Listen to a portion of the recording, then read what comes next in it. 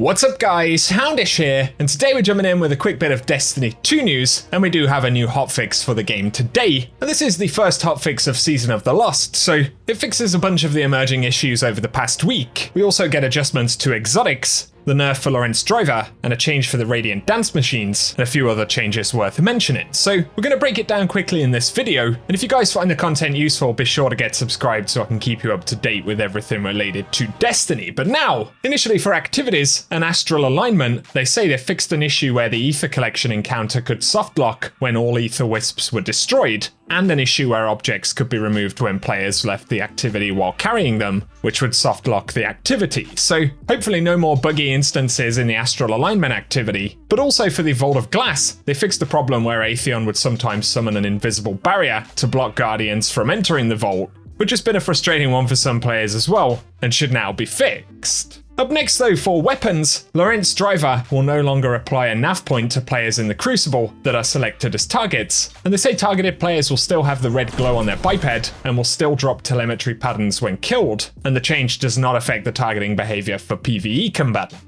So that was an expected change that they previewed a few days ago, but also they've added Iron Banner perks into the possible trait roles for Peace Bond and Forge's Pledge, and that includes Iron Reach for Peace Bond and Iron Grip for Forge's Pledge. For gameplay and investment right here, they fixed a problem that was preventing players from changing the armor type of Lucky Pants. They also changed the cost of Global Reach to 3 energy, and they fixed a problem causing the Fire and Ice artifact mod to spawn fewer wells than intended, a problem that prevented Season 15 Iron Banner armor sets and the new exotic armor pieces in the season from taking shaders. They also corrected the insertion cost of the linear fusion rifle targeting mod in the artifact to be 500 glimmer like other mods, and a problem causing the 2021 Solstice Eververse Hunter Arms ornament to not be visible in the list of ornaments. And then they fixed an issue causing the new Shards of Galanor exotic emote to improperly display colours, and a problem causing Radiant Dance Machines to trigger armor mods and stasis fragments more often than intended. And so we shouldn't be seeing the kind of super gains that we were seeing with it when it first dropped. Once again, an expected change, but let us know what you think below. But also, they fixed a problem causing the Fusion Rifle Scavenger artifact mod to use old perks, allowing players to gain heavy ammo when picking up special ammo bricks, and a problem where Prometheum Spur wouldn't spawn additional combination rifts after the first one.